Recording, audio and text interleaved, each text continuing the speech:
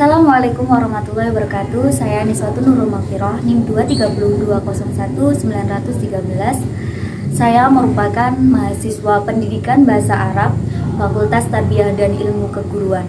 Dan pada kali ini saya mengambil mata kuliah Micro Teaching. Oke, baik, di sini saya akan menyampaikan penjelasan tentang keterampilan menjelaskan dalam sebuah pembelajaran.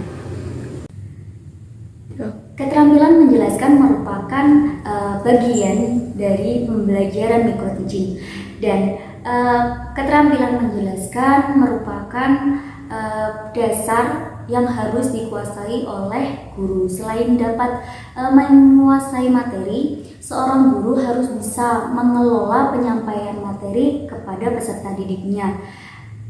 Tentunya dalam sebuah kelompok belajar, pasti respon yang dihasilkan oleh peserta didik itu berbeda-beda. Ada yang cepat menangkap materi, dan ada juga yang harus membutuhkan beberapa waktu untuk memahami materi yang kita sampaikan. Nah, di sini seorang guru harus memiliki teknik dan strategi dalam menjelaskan materi yang disampaikan agar peserta didik itu dapat memahami materi yang kita jelaskan secara mudah dan benar, seperti itu. Teknik dan strategi tersebut dikemas dalam bentuk seni atau keterampilan dalam menjelaskan materi. Menurut Sofwan pada buku Keterampilan Dasar Micro Teaching, menjelaskan bahwa keterampilan menjelaskan dalam pembelajaran ialah penyajian informasi secara lisan yang diorganisasi secara sistematik untuk menunjukkan adanya hubungan satu dengan yang lainnya. Misalnya antara sebab dan akibat, definisi dengan contoh, atau dengan sesuatu yang belum diketahui. Adapun tujuan dari adanya keterampilan menjelaskan ini, tujuan utamanya adalah agar peserta didik itu mudah menerima dan memahami informasi secara jelas dari pengetahuan yang sedang disampaikan oleh gurunya. Namun, selain dari tujuan utama tersebut, ada beberapa tujuan pendukung yang akan adanya keterampilan menjelaskan ini. Yang pertama yaitu membimbing siswa untuk mendapat dan memahami hukum, dalil, fakta, definisi secara prinsip, secara objektif dan bernalar. Yang kedua yaitu melibatkan siswa untuk berpikir serta memecahkan masalah dalam bentuk pertanyaan atau permasalahan yang sedang dialami siswa tersebut. Yang ketiga yaitu untuk mendapatkan feedback dari siswa mengenai pemahaman yang dia dapatkan dari penjelasan yang kita sampaikan. Yang keempat yaitu membimbing siswa untuk menghayati dan mendapat proses penalaran dan menggunakan bukti-bukti dalam pemecahan masalah. Dalam keterampilan menjelaskan ada dua aspek yang penting untuk kita perhatikan. Yang pertama yaitu merencanakan penjelasan. Jadi penjelasan yang akan kita berikan kepada peserta didik itu harus terencana secara baik, sehingga materi yang kita jelaskan bisa terstruktur dengan baik, apalagi yang berkenaan dengan inti dari materi tersebut. Yang kedua yaitu penyajian penjelasan. Dalam penyajian penjelasan harus ada penekanan pada informasi atau poin-poin penting dalam penjelasan tersebut.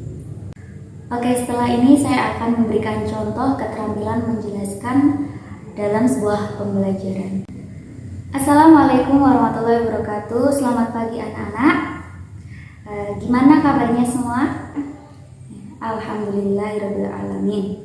Oke, sebelum pelajaran dimulai, marilah kita berdoa kepada Allah Subhanahu wa taala. Berdoa mulai. Berdoa selesai. Oke, pada pertemuan kali ini kira-kira kita akan membahas materi tentang apa? Apakah ada yang tahu? Oke, baiklah. Di sini pada pertemuan kali ini kita akan membahas tentang alamatul isim. Ada yang tahu alamatul isim itu ada apa saja dan ada berapa? Oke, benar, ada 4. Coba dijelaskan. Wah, sangat pintar. Oke, alamatul isim ada 4. Yang pertama yaitu i'rab cer, yaitu dii'robi dengan cer atau kasroh. Yang kedua yaitu kemasukan tanwin. Tanwin, tahu kan tanwin? Nah, itu kemasukan tanwin. Contohnya rojulun menjadi rojulun. Yang ketiga yaitu menjadi munada. Contohnya yaitu ya Muhammadu. Yang keempat, kemasukan al-ta'rif. Contohnya rojulun menjadi ar-rojulu. Baiklah, kesimpulan dari materi yang saya sampaikan tadi, dalam keterampilan menjelaskan ada dua aspek penting yang harus sangat diperhatikan oleh guru dalam penyampaian materi. Yang pertama yaitu merencanakan penjelasan.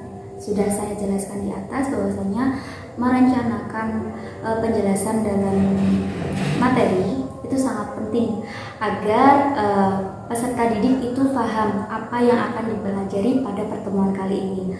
Yang kedua yaitu penyajian penjelasan. Penyajian penjelasan